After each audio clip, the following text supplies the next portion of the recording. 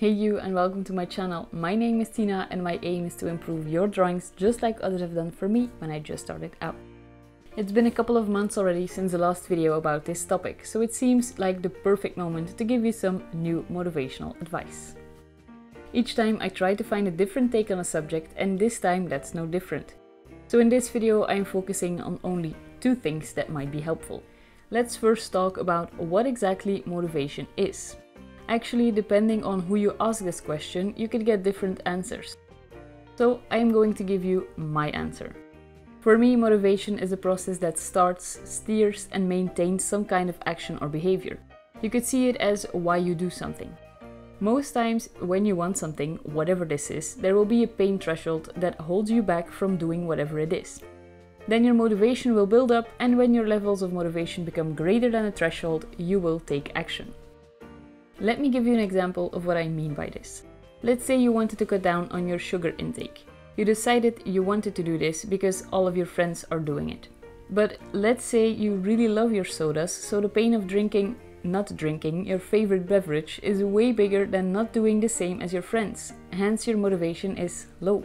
Let's fast forward some time and you've just gotten back from the doctor who told you that you need to cut down your sugar intake or you will become a diabetic.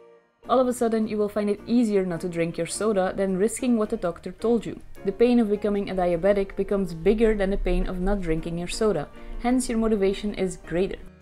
So the key to up your motivation on a consistent basis is to find a way to make it more likely to cross the mental threshold. Personal side note, I'm a big believer of taking and doing things with moderation, although I have to admit I struggle with the sodas. Another interesting finding is that motivation often comes after the start. Let me show you a graph to show you what I mean by this. Meaning most of the friction to start a new behavior, a chore, whatever it is at the start. Once you get started, it's often much easier to keep it going. This means that getting started is by far the number one issue you have to tackle. So the first and one of the simplest things you can do is to simply plan your motivation. If you plan when you are going to do something, you've single-handedly eliminated the biggest issue. I'll give you an example of what I mean. You want to learn how to work with a different medium because this will broaden your skills as an artist. If you don't set a time when you are going to practice with this medium, your week will have flown by before you know it. You will have thought about things like, I just need to find the willpower to get started, or I hope motivation strikes me, but it might never strike. There will always be something else that you must do first. But let's just say you set one specific time each week. This will do two things for you. One, you don't need to decide what you want to do with your time because you've already done that. And believe it or not, even deciding when and where to work takes away some of the mental resource. And second, it makes it way more likely that you will follow through regardless of how motivated you feel. And the funny thing is, once you get started, your motivation will start to grow, making it easier to start next time, and so your cycle has started and continues. Now there is another way to boost your motivation, so besides planning when, a second thing that you could do is build rituals.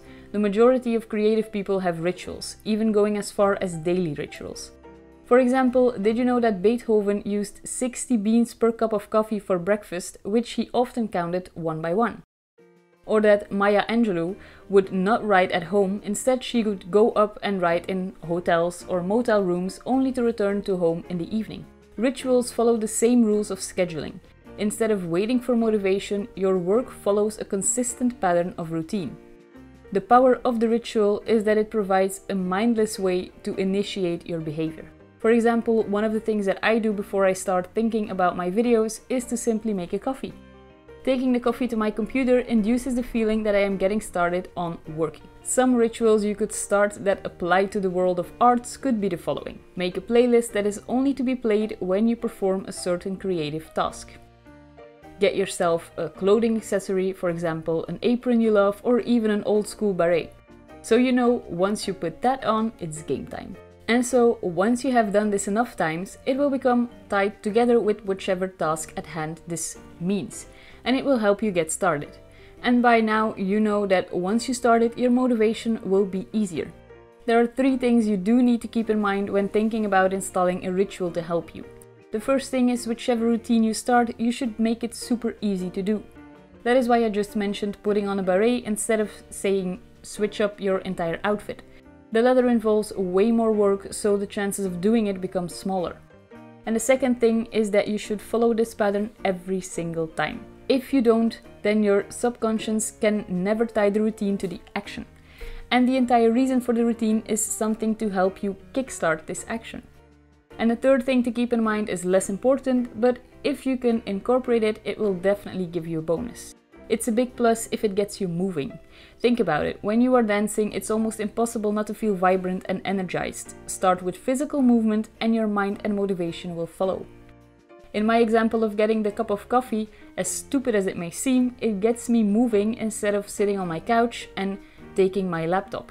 And there you have it, it's 2 small ways that might help you get started and stay motivated. I hope you enjoyed this video, and if you have some other tips, tricks or advice, I would love to read them in the comments below.